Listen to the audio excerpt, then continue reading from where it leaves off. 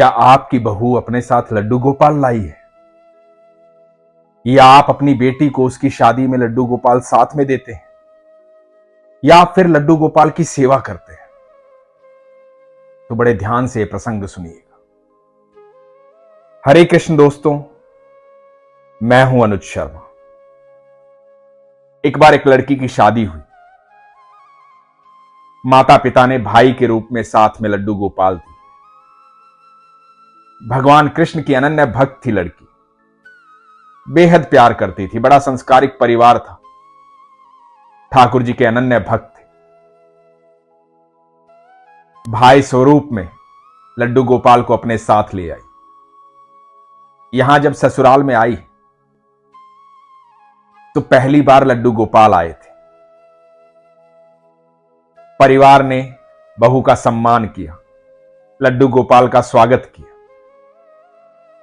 अब लड्डू गोपाल घर में आ गए तो उनका भोग वैसे ही लगता था जैसे वो अपने घर लगाती थी। उनको वैसे ही सुलाना, वैसे ही पोशाक धारण करवाना, वैसे ही नहलाना, वैसे ही दुग्ध पान करवाना, वैसे ही प्रेम करना, बहुत सारी बातें करना। सासू मां भी ये देखती थी कि बहू किस तरह से लड्डू गोपाल की सेवा करती है, कितना प्रेम करती है भगवान से। लेकिन उनके घर कभी लड्डू गोपाल रहे नहीं थे, तो उनको पता नहीं था कि सेवा कैसे की जाती है। पर अपनी बहू को देखती थी और बड़ा अच्छा लगता था कि बड़ी संस्कारिक बहू आई है। नई नई शादी हुई थी तो इस लड़की ने अपने लड्डू गोपाल को कहा कि माधव सुनो, अब मेरी शादी हो गई है, ये मेरी ससुराल है, यहां के नियम अलग है। यहां सब लोग रात्रि में 9 बजे सो जाते हैं, तो अब अपना नटखटपन छोड़ देना। यहां हम देरी से नहीं सोएंगे, मर्जी से नहीं सोएंगे, रात्रि को 9 बजे सो जाएंगे। तो मेरी ससुराल है, ध्यान रखना इस बात का। और लड्डू गोपाल से बातें करती थी, प्रेम करती थी।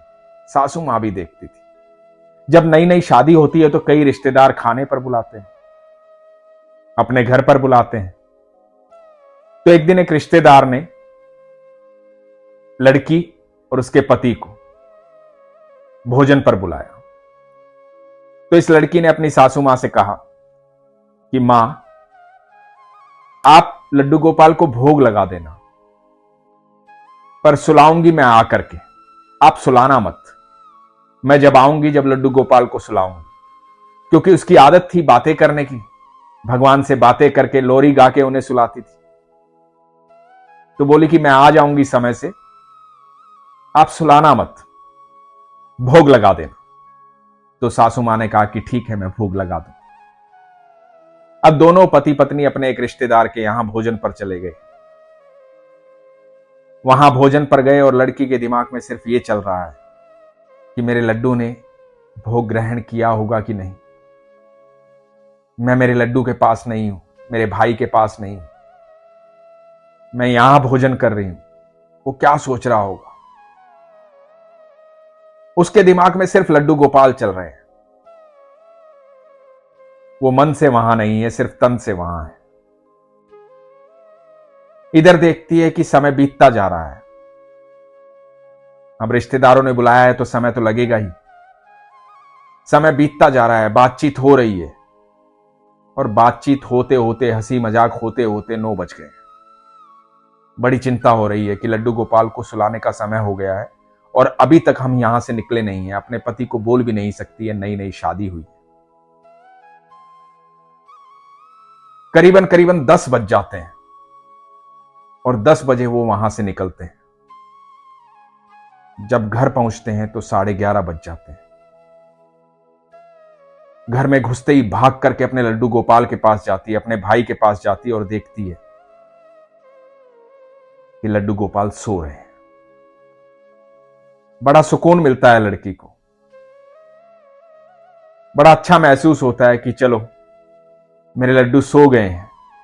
सासू मां ने उन्हें सुला दिया है, भोग लगवा दिया होगा, उसके बाद सुला दिया होगा, ये तो बहुत अच्छा हो गया। बड़ी खुश होती है और उसका मन शांत हो जाता है। जब सुबह होती है तो अपनी सासू मां के पास जाती है चाय लेकर के सासू मां को बोलते कि मां, बहुत बहुत धन्यवाद आपका। मैं समझ सकती हूं कि यह सब कुछ आपके लिए बिल्कुल नया था। तो सासू मां कहती है कि क्या हुआ? तो वो कहती है कि मां, आपने कल रात्रि को लड्डू को सुला दिया, समय से सुला दिया। उसे मैंने बता दिया था कि 9 बजे यहां सब सो जाते हैं, तो 9 बजे उसके सोने का समय था। मैं जब आई तो बहुत देर हो गई थी, बड़ी चिंता हो रही थी मुझे। आकर देखा कि लड्डू सो रहे हैं तो बड़ी खुशी हुई। बहुत बहुत धन्यवाद मां। सासू मां ने कहा कि अरे बेटा नहीं, कल रात को तो तुम्हें क्या बताऊं क्या हुआ। मैंने भोग समय से लगा दिया था, जैसा कि तू लगाती है, और हम लोग सो गए थे क्योंकि हमें पता था कि तुम देरी से आओगे। हम जल्दी सो गए थे और तुम कहकर गई थी कि लड्डू को मत सुलाना, मैं खुद आकर के सुलाऊंगी। तो हम लोग आकर के सो गए थे। जब मैं सो गई तो एक बच्चा मेरे पास आया, मोटी मोटी आंखों वाला, घुंघराले बालों वाला। बच्चा यहां खड़ा है मेरे बिस्तर के पास, आंखें मल रहा है, आंखें लाल हुई पड़ी हैं, और मुझे कह रहा है कि दादी, मुझे नींद आई है, मुझे सुला दो। मुझे कुछ होश नहीं है। अपने छोटे छोटे नन्हे नन्हे हाथों से वो अपनी आंखें मसल रहा है,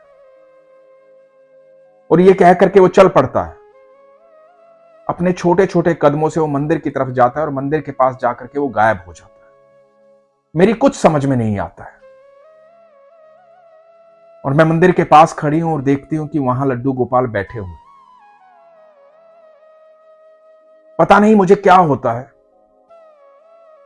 जिस तरह से तू सुलाती है लड्डू गोपाल को, उसी तरह से मैं लड्डू गोपाल की पोशाक बदलती हूं, लोरी सुनाती हूं और लड्डू गोपाल को सुला देती हूं और आकर के बिस्तर में सो जाती हूं। अभी जब सुबह मैं उठी तो मुझे लगा कि यह सपना था, मैंने ऐसा सपना देखा। लेकिन तू कह रही कि मैंने सच में लड्डू गोपाल को रात्रि में सुलाया था। सासू मां रोने लग जाती है। इधर बहू भी भाव विभोर हो जाती। सासू मां बहू को गले लगाती है, कहती है कि मेरी जिंदगी के आखिरी पड़ाव में तेरी वजह से मुझे भगवान के साक्षात दर्शन हो गए। मैं देखती हूं किस तरह से स्नेह करती है तू लड्डू गोपाल को, किस तरह से प्रेम करती है तू लड्डू गोपाल को। मैंने लोगों से किस्से कहानियां सुनी थी कि लोग भोग लगाते हैं, लोग प्रेम करते हैं। अब मुझे पता लग गया कि ये किस्से कहानियां नहीं है। लड्डू गोपाल जहां होते हैं साक्षात होते हैं, हमारे घर में साक्षात है। मैंने रात्रि में देखा है उन्हें।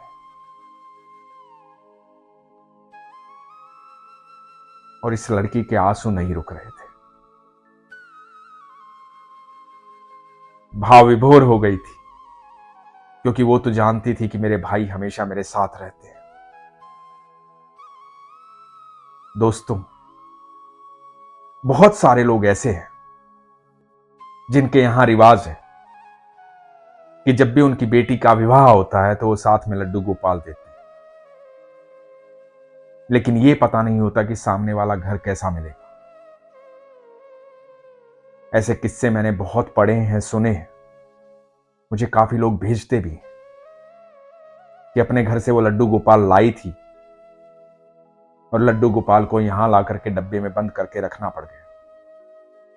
यहां उनकी सेवा नहीं होती है, क्योंकि लड़की का घर बदल जाता है, उसको दूसरे परिवार के हिसाब से रहना पड़ता है।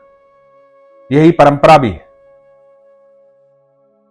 लेकिन आप याद रखिएगा, यदि आपकी बहू लड्डू गोपाल लेकर आई है तो लड्डू गोपाल नहीं लाई, साक्षात ठाकुर जी को लाई है। वो आपका सौभाग्य लेकर आई है। बहू तो वैसे भी लक्ष्मी का रूप होती है। जब भी घर में बहू आती है तो साक्षात लक्ष्मी आती है। अब ये तो हम सब पर निर्भर करता है कि हम लक्ष्मी का स्वागत कैसे करते हैं। ये तो हम सब पर निर्भर करता है कि हम लक्ष्मी को सम्मान कितना देते हैं। एक बार सम्मान देकर देखिए, स्वागत करके देखिए।